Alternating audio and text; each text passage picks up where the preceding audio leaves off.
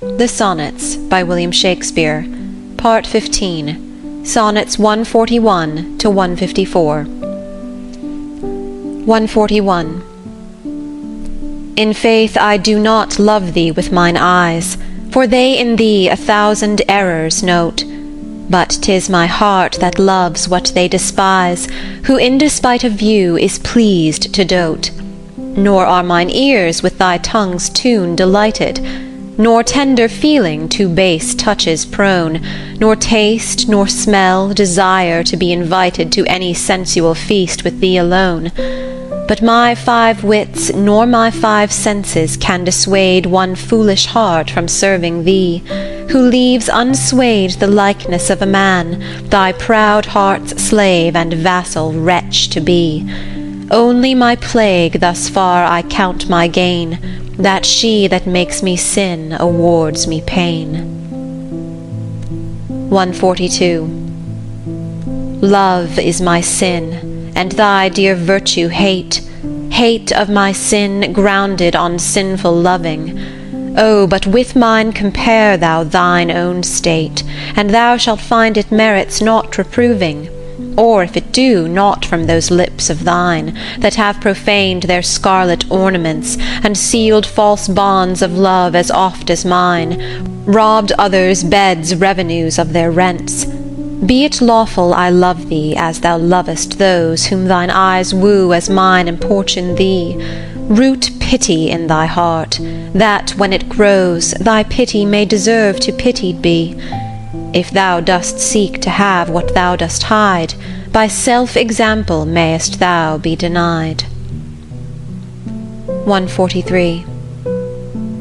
Lo, as a careful housewife runs to catch one of her feathered creatures broke away, sets down her babe, and makes all swift dispatch in pursuit of the thing she would have stay, whilst her neglected child holds her in chase, cries to catch her whose busy care is bent to follow that which flies before her face, not prizing her poor infant's discontent, so runn'st thou after that which flies from thee, whilst I, thy babe, chase thee afar behind.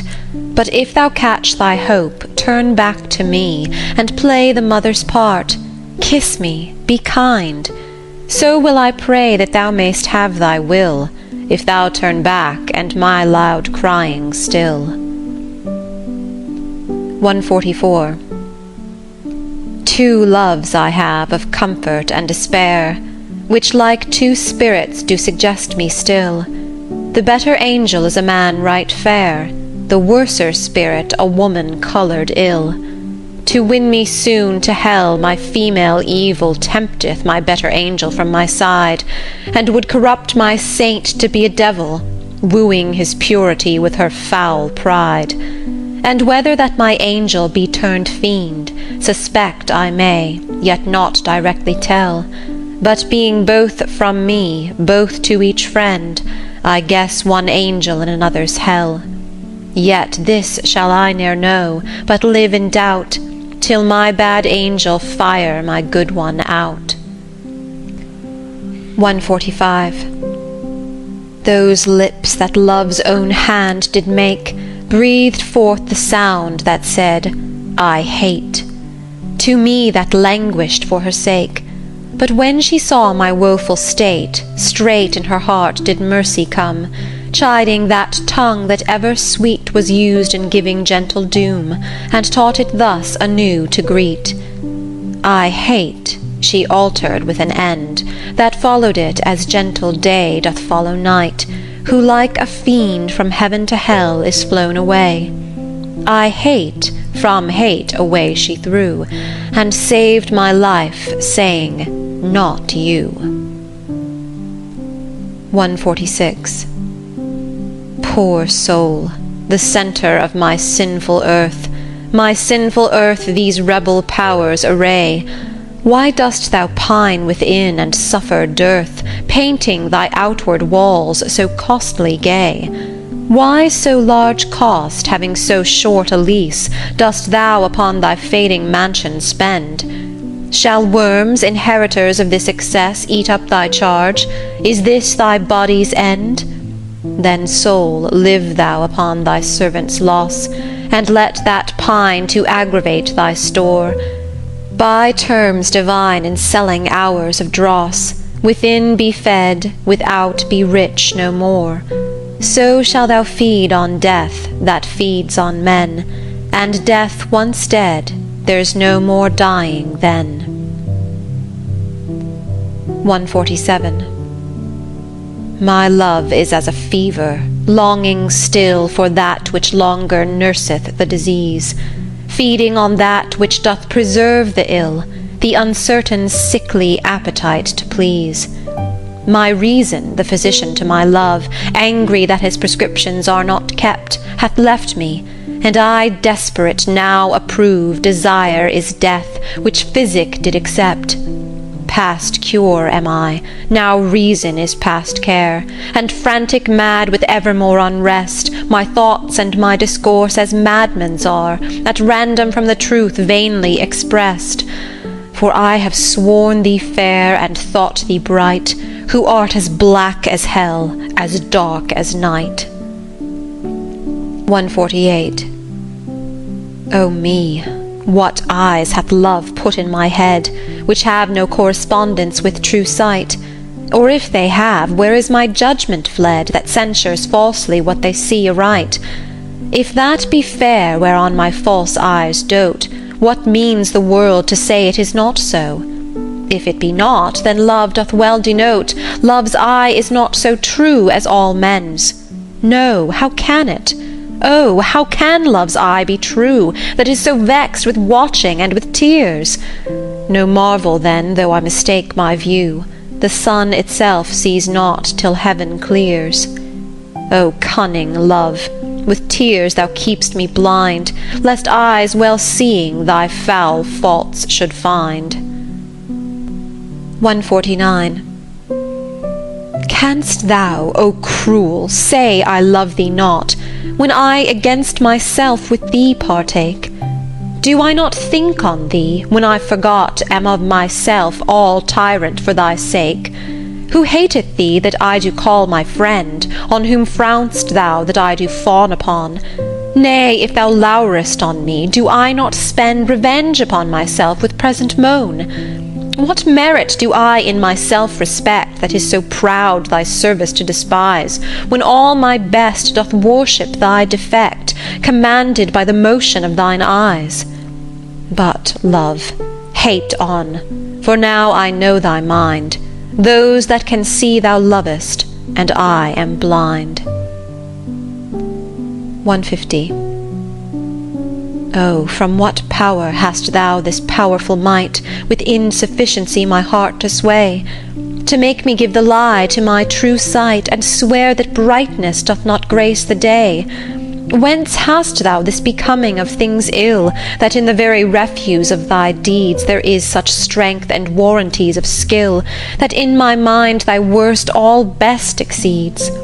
Who taught thee how to make me love thee more, the more I hear and see just cause of hate? Oh, though I love what others do abhor, with others thou shouldst not abhor my state. If thy unworthiness raised love in me, more worthy I to be beloved of thee. 151. Love is too young to know what conscience is, yet who knows not conscience is born of love? Then, gentle cheater, urge not my amiss, lest guilty of my faults thy sweet self prove. For thou betraying me, I do betray my nobler part to my gross body's treason.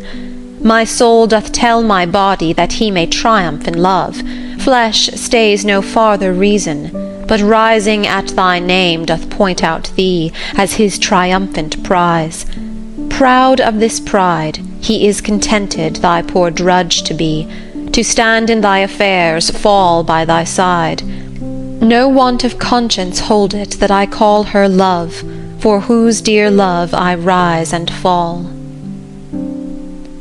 152. In loving thee thou knowest I am forsworn, But thou art twice forsworn, to me love swearing. In act thy bed vow broke, and new faith torn, in vowing new hate after new love bearing. But why of 2 oaths breach do I accuse thee, when I break 20? I am perjured most, for all my vows are oaths but to misuse thee, and all my honest faith in thee is lost. For I have sworn deep oaths of thy deep kindness, oaths of thy love, thy truth, thy constancy, and to enlighten thee gave eyes to blindness, or made them swear against the thing they see. For I have sworn thee fair, more perjured I, to swear against the truth so foul a lie. 153. Cupid laid by his brand and fell asleep. A maid of Dian's this advantage found, and his love-kindling fire did quickly steep in a cold valley fountain of that ground, which borrowed from this holy fire of love a dateless lively heat, still to endure, and grew a seething bath, which yet men prove against strange maladies a sovereign cure. But at my mistress's eye love's brand new fired, the boy for trial needs would touch my breast. I, sick withal, the help of bath desired, and thither hied a sad distempered guest, but found no cure. The bath for my help lies where Cupid got new fire, my mistress's eyes. 154. The little love-god lying once asleep, laid by his side his heart-inflaming brand, whilst many nymphs that vowed chaste life to keep came tripping by. But in her maiden hand the fairest votary took up that fire, which many legions of true hearts had warmed, and so the general of hot desire was, sleeping, by a virgin hand disarmed. This brand she quenched in a cool well by, which from love's fire took heat perpetual, growing a bath and healthful remedy for men diseased.